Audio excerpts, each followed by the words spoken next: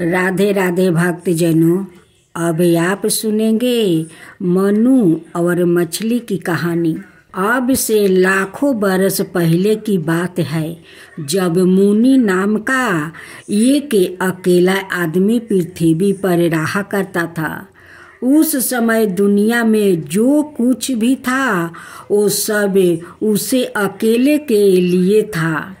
उसके किसी काम में बाधा डालने वाला कोई दूसरा मनुष्य नहीं था।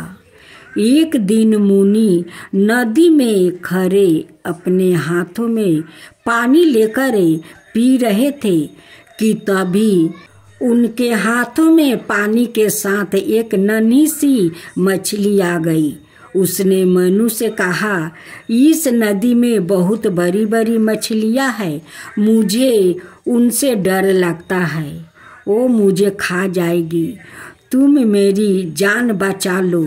मुनि ने उसे ले जाकर एक सूखी हुई लौकी के तंबू में पानी भरकर छोड़ दिया। अकेले दिन सवेरे जब वो सो कर उठे तो उन्होंने देखा कि मछली की गर्दन तंबू के मुंह में फंसी हुई थी। रात भर में ही वो इतनी बड़ी हो गई थी कि तंबू में समा नहीं सकती थी। मछली ने मनु से कहा, यह तंबू तो बहुत छोटी है, इसमें तो मैं करवट भी नहीं ले सकती। मुझे तुम किसी बड़ी जगह रखो जहाँ मैं थोड़ा घूम फिर सकूं। तंबू लेकर मनु एक तालाब के किनारे गया और मछली को निकाल कर तालाब में छोड़ दिया। कुछ दिन के बाद जब मनु उस तालाब के पास पहुँचे तो उन्होंने देखा कि मछली बहुत बड़ी हो गई है। मछली ने मनु को देखते ही उनसे कहा, यह तालाब भी बहुत छोटा है, मैं इसमें कहीं घूम फिर नहीं सकती, तुम मुझे यहाँ से ले चलो, किसी सागर में छोड़ आओ।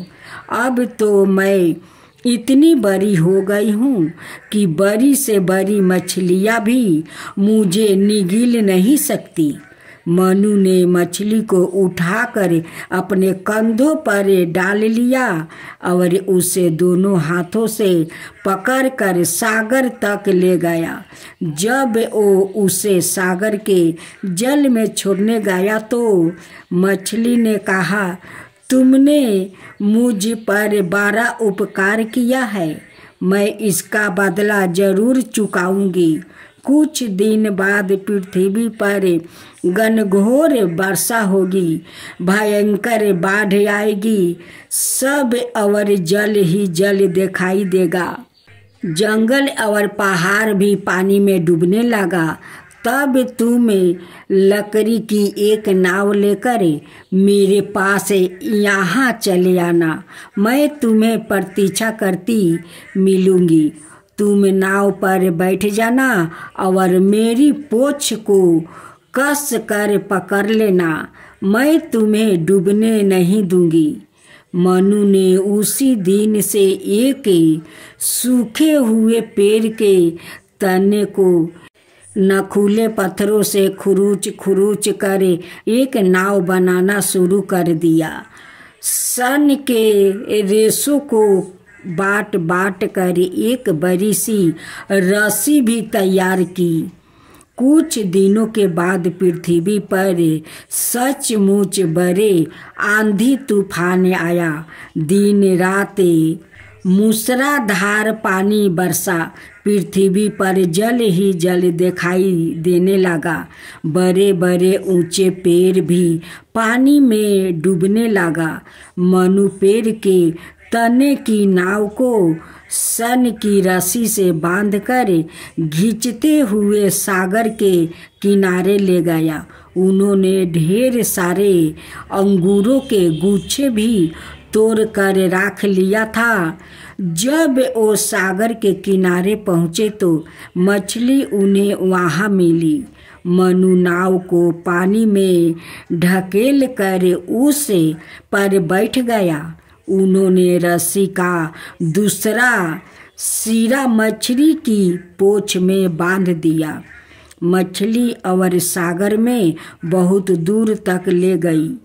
ऊपर आसमान और नीचे जहाँ तक दृष्टि जाती पानी ही पानी था। दिन पर दिन और रात पर रात बीतते गए।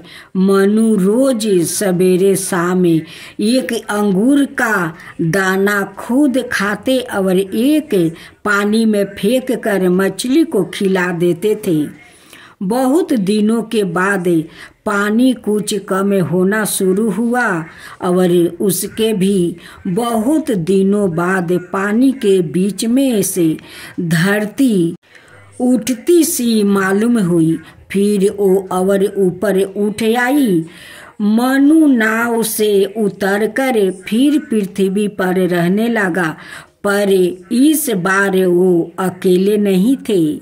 जल प्रलय के बाद वहाँ बहुत से नए जीवधारी पैदा हो गया। उनमें से बहुत से मनुष्य भी थे। अदिति और घोष दुनिया में सबसे पहले पैदा होने वाले स्त्री पुरुष थे।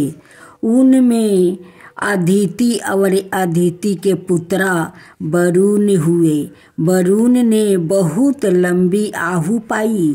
उसके रोम रोम के बाल सफ़ेद थे और घुटनों तक लंबी सफ़ेद दाढ़ी थी। किसी को यह पता नहीं था कि उनकी आहू कितनी है।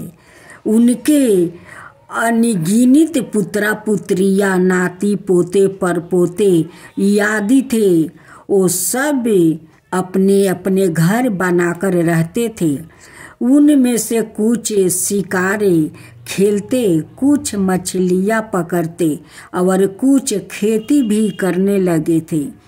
चोरी वो नहीं करते थे, पर उनमें से आपसी लड़ाई झगड़े की घटनाएं अक्सर होने लगी थी। अक्सर हत्याएं तक हो जाती थी। एक बार उन सबने सोचा, हम क्यों ना किसी एक को अपना राजा चुन ले। वो हमारे झगड़े निपटाएंगे, अपराधियों को दंड दे, जिससे हम सुख शांति से रह सके। उन्होंने वरुण के पास जाकर कहा, आप हम सब लोग से बड़े हैं, आप हमारे राजा बन जाए। वरुण ने कहा, मैं तैयार हूँ, पर तुम सबको मेरा कहना मानना होगा और जैसी मैं आज्ञा दूँ वैसा ही करना होगा। मैं दंड भी दूंगा तो उसे सहन होगा। उन सबने एक स्वर में चिल्लाकर कहा, हमें शिकार है। वरुण राजा बन गया। आहू के साथ उनके शरीर की शक्तियाँ कम होने की वजह बढ़ने लगी। उनकी आँखों की रोशनी इतनी तेज हो गई कि वो अपने घर के अंदर बैठे हुए राज भर में कब कहाँ क्या हो रहा है उसे देख सकते थे। पहाड़, जंगल और दीवारों उनके देखने में कोई रुकावट नहीं डाल सकते थे। उनकी दृष्टि उनके पार चली जाती थी। कौन किस समय अपने घर में किस कोने में बैठा क्या कर रहा है, इसे अपने घर में बैठे बैठे वो देख लेने में उन्हें कोई कठिनाई नहीं होती थी। उनकी आवाज़ में ऐसी तेजी थी कि मुंह से निकलते ही राज्य भर में सब जगह सुनाई देने लगती थी। उनकी कोई सेना या पुलिस नहीं थी, पर वो जिसे जो आज्ञा देते उसका पालन उसे करना पड़ता था। वो किसी को किसी से भी पकड़वा कर अपने सामने बुलवा सकते थे और उसे दंड दे सकते थे। सबके मन में डर बैठ गया था। कोई उनकी इच्छा के विरुद्ध कुछ करने का साहस नहीं कर सकता था। राज्य के सब लोग स्वस्थ और सुखी हो, इसलिए वरुण ने कुछ आदेश जारी किया। प्रत्येक मनुष्य, चाहे वो स्त्री हो या पुरुष, बूढ़ा हो या बच्चा या जवान, सूर्योदय से पहले सोकर उठ जाए करे। सूर्यास्त के बाद कोई भी अपने घर में बाहर कहीं घूमता फिरता दिखाई ना दे। स्त्रियां बच्चों की देखभाल ठीक से किया करे। यदि कोई बच्चा बीमार पड़ गया हो तो उसकी माँ को कठोर दंड दिया जाएगा, इत्यादि इत्यादि। राजा के इसी प्रकार प्रतिदिन जारी होने वाले आदेशों का पालन सब लोग सिर झुकाकर करने लगे। राज्य में ना कभी कोई बीमार पड़ता था और ना अपराध करता था। सब नियम के अनुसार अपने अपने काम में लगे रहते थे। सबको भर पेट भोजन और रात भर आराम मिलता था। हर दिन हर समय किसी दूसरे के बनाए नियमों में बांध कर काम करते करते राज्य के निवासियों को ऐसा लगने लगा था मानो वो इंसान नहीं, वो कठपुतले हो। उनकी अपनी कोई इच्छा नहीं रह गई थी।